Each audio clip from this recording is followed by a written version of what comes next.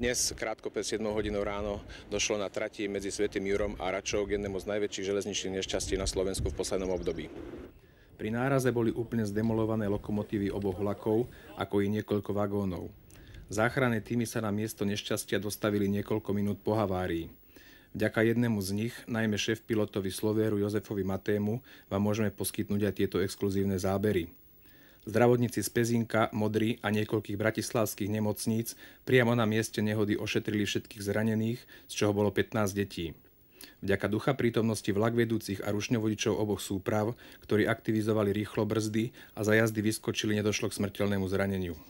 Príčinou zlyhania ľudského činiteľa bližšie potom po vyšetrení vyšetrujú za prvé orgány v trestnom konaní a orgány, ktoré vyšetrujú železničné nehody u nás priamo.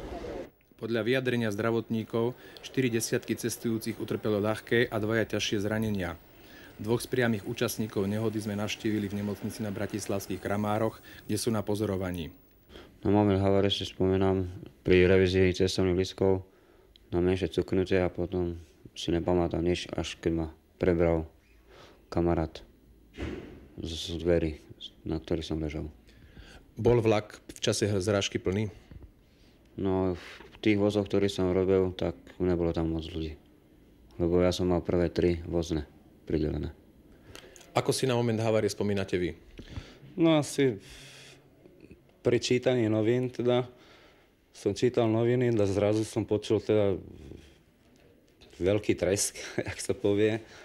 A padol som dolu, udaril som si hlavu dozadu, padol som dolu. Potom viem o tom, že ma niekto dvihol a išli sme akože smerom ven. Ako hodnotíte úroveň záchranárskych služieb? Bolo to dosť dobré, rýchle. Škody na majetku ešte nie sú vyčíslené, no nesporne dosiahnu niekoľko miliónov korún. V priebehu dňa bola zabezpečená náhradná autobusová doprava. Trať spriaznili v podvečerných hodinách.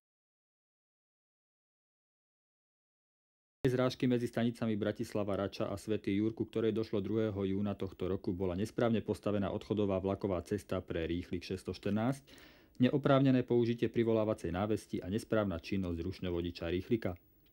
K tomuto záveru dospeli pracovníci odboru inšpekcie Generálneho riaditeľstva železníc Slovenskej republiky. Výpravca v stanici Svätý Jur po prechode rýchlika zbadal na riadiacom pulte, že odišiel na nesprávnu koľaj oproti osobnému vlaku a žiadal výpravcu v susednej stanici, aby prostredníctvom elektrodispečera zabezpečil vypnutie napätia v trolejovom vedení, čo sa aj stalo, ale zrážke vlakov sa už nepodarilo zabrániť. Dopravné predpisy porušil aj rušňovodič rýchlika 614, ktorý prekročil dovolenú rýchlosť 30 km za hodinu a nezastavil pred oddielovým návestidlom autobloku, ktoré bolo